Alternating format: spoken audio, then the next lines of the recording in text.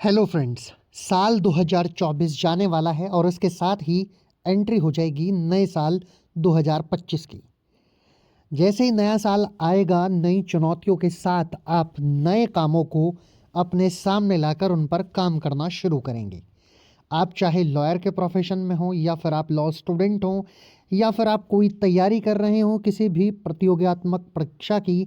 यदि आप लॉ से जुड़े हुए विद्यार्थी हैं तो ये वीडियो आपके लिए खास होने वाला है। और यदि आप लॉ से जुड़े विद्यार्थी नहीं हैं, आप एक आम इंसान भी हैं, तो भी ये वीडियो आपके लिए बहुत खास होने वाला है, क्योंकि इस वीडियो में हम 2024 के सुप्रीम कोर्ट के 10 बड़े फैसलों के बारे में जिक्र करने वाले हैं। जैसा कि आप स्क्रीन पर देख रहे होंगे, हम बात करेंगे उन 10 फैसलों के बारे में जो पूरे साल भर चर्चा में रहे। तो चलिए देर ना करते हुए हम अपनी वीडियो की शुरुआत करते हैं। इस लिस्ट में सबसे पहला मामला है निजी संपत्ति को सामुदायिक संसाधन मानने का सवाल। ये एक फैसला है जो माननीय उच्चतम न्यायालय ने साल 2024 में दिया है, और ये मामला इस लिस्ट में पहले नंबर पर आता है, और ये मामला खासा चर्चाओं में भी रहा था। इस मामले में देश की सर्वोच्च अदालत ने यह निर्णय दिया था कि निजी संपत्ति केवल सामुदायिक संसाधन मानी जा सकती है और कब, जब वह विशेष मानदंडों को पूरा करती हो, जैसे कि राष्ट्रीयकरण और अधिग्रहण। यानी जब किसी संपत्ति का राष्ट्रीयकरण या अधिग्रहण हो जाएगा, तभी वो संपत्ति जो है एक प्रकार की सामुदायिक संसाधन मानी जाएगी। उससे पहले वो किसी भी प्रकार का सामुदायिक संसाधन नहीं माना जाएगा। चलिए अब बात करते हैं इस लिस्ट में दूसरे नंबर के मामले की, जो खासा चर्चाओं में रहा और एक गर्म मुद्दा था, और वो था अलीगढ़ मुस्लिम यूनिवर्सिटी यानी अलीगढ़ मुस्लिम विश्वविद्यालय का अल्पसंख्यक दर्जा। इसको लेकर काफ़ी सरगर्मियाँ रही थी, काफ़ी चर्चाएं रही थी। जानते हैं इस मामले को भी कि ये मामला आखिर था क्या। ये तरह तरह के सवाल इस मामले में खड़े हुए थे, और आज हमारी लिस्ट में मैंने ये बताया था ये मामला दूसरे नंबर पर। इस मामले में सुप्रीम कोर्ट ने 57 साल पुरानी एक प्रथा को पलटते हुए यह निर्णय दिया था कि यदि कोई संस्थान अल्पसंख्यक समुदाय द्वारा स्थापित किया गया था तो उसे अल्पसंख्यक दर्जा प्राप्त हो सकता है, भले ही वह कानून द्वारा स्थापित किया हो गया हो।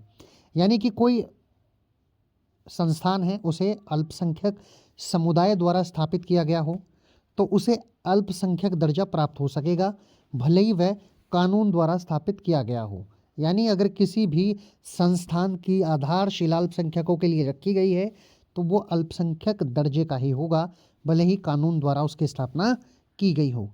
तीसरा था बुलडोजर एक्शन को रोकने के दिशा निर्देश वाला मामला। बुलडोजर एक्शन उत्तर प्रदेश के साथ साथ कई राज्यों में बड़ा फेमस रहा था। बुलडोजर एक्शन लोगों के जो अपराधी होते हैं उनके घरों को गिराए जाने को लेकर था, तथा अवैध निर्माण को लेकर भी बुलडोजर एक्शन लगातार चल रहा था, और इसके सबसे ज़्यादा मामले उत्तर प्रदेश में देखने के लिए मिले थे। तो उच्चतम न्यायालय ने अवैध रूप से किए गए बुलडोजर एक्शन पर बड़ी कार्रवाई की, और कोर्ट ने नियमों के तहत जो विध्वंस था उसके लिए बहुत बड़े विस्तृत दिशा निर्देश जारी किए थे, जिसमें नोटिस देने और व्यक्तिगत सुनवाई की आवश्यकता को शामिल किया गया था कि किसी भी व्यक्ति का घर गिराने से पहले उसको नोटिस दिया जाना जरूरी है, और उसकी व्यक्तिगत सुनवाई होने के बाद ही ऐसा कोई एक्शन लिया जा सकता है यदि कोई व्यक्ति दोषी पाया जाता है। तो ये आपने देखा।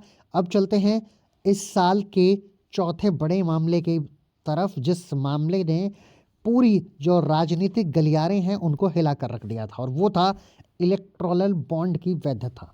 ये इलेक्टोरल बॉन्ड जो है यह काफ़ी चर्चाओं में रहा था। बहुत सारे जो राजनीतिक दल हैं उन्होंने इस पर तरह तरह की प्रतिक्रियाएं दी थी।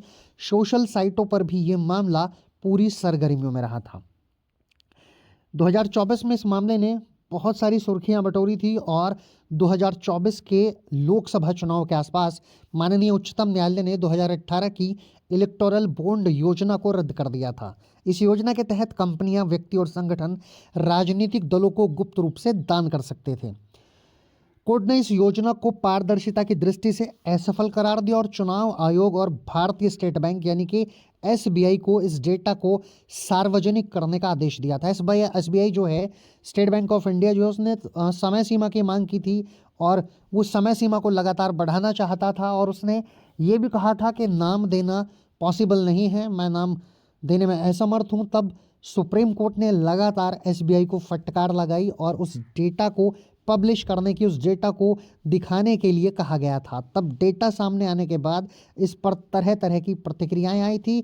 उसके बाद 2018 की इस योजना को माननीय उच्चतम न्यायालय यानी भारत के सुप्रीम कोर्ट ने रद्द कर दिया था। अब चलते हैं अगले मामले की तरफ जो बहुत ज़्यादा चर्चाओं में रहा। वो इस लिस्ट में 5वें नंबर का मामला है और वो है दिल्ली के मुख्यमंत्री अरविंद केजरीवाल को जमानत दिए जाने का। अरविंद केजरीवाल अपने विधायक हैं उनके आम आदमी पार्टी के, उनके साथ साथ खुद भी काफ़ी चर्चाओं में रहे थे। उनके कई सारे विधायक पहले जेल जा चुके थे, उसके बाद अरविंद केजरीवाल भी जेल गए थे। तो चलिए अब जानते हैं इस मामले के बारे में भी। इस मामले में दिल्ली शराब घोटाला मुख्य कारण था, जिसमें गिरफ्तार किए गए थे अरविंद केजरीवाल और अरविंद केजरीवाल को उसके बाद सुप्रीम कोर्ट से जमानत मिली थी। इस फैसले ने पीएमएलए के जमानत के कड़े मानदंडों की व्याख्या को थोड़ा नरम कर दिया था और राजनीतिक दलों के नेताओं की जमानत के मामले में नए दृष्टिकोण का रास्ता खोला था। इस लिस्ट में 6ठे नंबर पर आता है आरक्षित श्रेणियों में उपवर्गीकरण की वैधता। ये भी हमारी लिस्ट में 6ठे नंबर का मामला है, जिस पर माननीय उच्चतम न्यायालय ने निर्णय दिया है और ये मामला भी खासा चर्चाओं में रहा था। ये 6ठे नंबर का मामला है।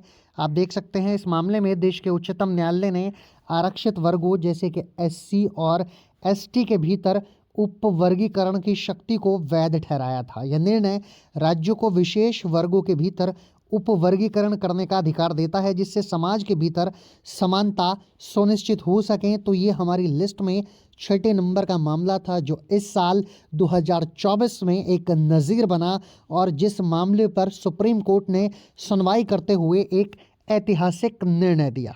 अब चलते हैं इस साल के 7वें मामले पर, जो था बिल्किस बानो मामला। ये मामला आज से नहीं, लगभग बहुत लंबे समय से चर्चाओं में है और अब इसकी चर्चा की वजह कुछ खास है। तो क्या इसकी चर्चा की वजह है वो भी जान लेते हैं। इस मामले में सुप्रीम कोर्ट ने दोषियों को दी गई छूट को वापस ले लिया। बिल्किस याकूब राशुल बनाम भारत सरकार केस में सुप्रीम कोर्ट की 2 जजों की पीठ ने गुजरात सरकार द्वारा बिल्किस बानो के मामले में 11 दोषियों की रिहाई को लेकर दिए गए निर्णय को खत्म कर दिया, रद्द कर दिया। दरअसल इन दोषियों पर 2002 के गुजरात दंगों के दौरान बिल्किस बानो के परिवार के साथ सामूहिक बलात्कार और हत्या का आरोप था। कोर्ट ने इसे प्रशासनिक अधिकार के बावजूद न्यायिक समीक्षा योग्य और गुजरात सरकार के इस कदम को दोषियों की मदद करने वाला करार दिया था। तो बिल्किस बानो मामला इस साल छाया रहा और लगातार सोशल मीडिया हो या फिर मीडिया हो, हर जगह चर्चाओं में बना रहा। अब जानते हैं इस साल के 8वें मामले के बारे में और हमारी लिस्ट का भी 8वां मामला जो खासी चर्चाओं में रहा। 8वां मामला खनिज और खदानों पर कराधान और औद्योगिक शराब पर नियम का था, जैसा कि आप अपने स्क्रीन पर देख रहे होंगे। 8वें मामले में खनिज क्षेत्र विकास प्राधिकरण बनाम स्टील अथॉरिटी ऑफ इंडिया। इस मामले में उत्तर प्रदेश सरकार बनाम ललिता प्रसाद वेश केस में 9 जजों की पीठ ने केंद्र और राज्यों के बीच कानून बनाने की शक्तियों के विभाजन को साफ किया। कोर्ट ने माना कि राज्यों को औद्योगिक शराब के नियमन का अधिकार है और केंद्र को इससे हटकर कोई कानून बनाने का अधिकार बिल्कुल नहीं है। तो ये मामला भी काफ़ी चर्चाओं में रहा इस साल।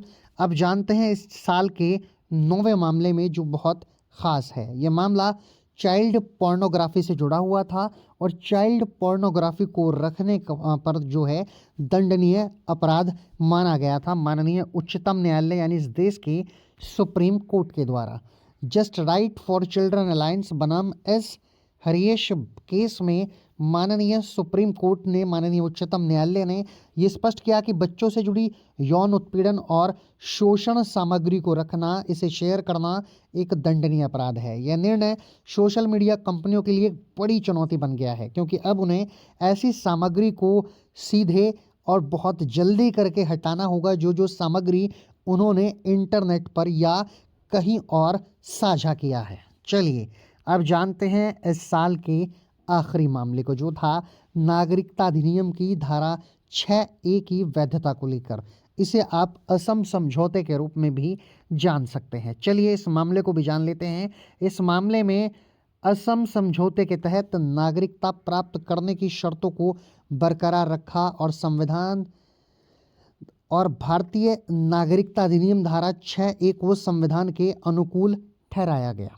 इस निर्णय ने असम की सांस्कृतिक पहचान की रक्षा करते हुए कई शरणार्थियों के लिए नागरिकता का रास्ता खोल दिया, नागरिकता का मार्ग जो है वो प्रशस्त कर दिया। तो ये कुल वो 10 मामले थे जो इस साल काफ़ी चर्चाओं में रहे। ये माननीय सुप्रीम कोर्ट यानी भारत के उच्चतम न्यायालय के द्वारा दिए गए निर्णय थे जो खासा चर्चाओं में रहे। तो आज के वीडियो में फ़िलहाल इतना ही। आशा करता हूँ कि ये वीडियो आपको पसंद आया होगा। यदि वीडियो आपको पसंद आया है तो इस वीडियो को लाइक शेयर ज़रूर करिए, और यदि आप हमारे चैनल पर नए हैं तो हमारे चैनल को सब्सक्राइब ज़रूर कर दीजिए। मैं जल्द लौटूंगा कानून के एक बहुत अच्छे वीडियो के साथ। तब तक मैं आपसे विदा लेता हूँ। नमस्कार।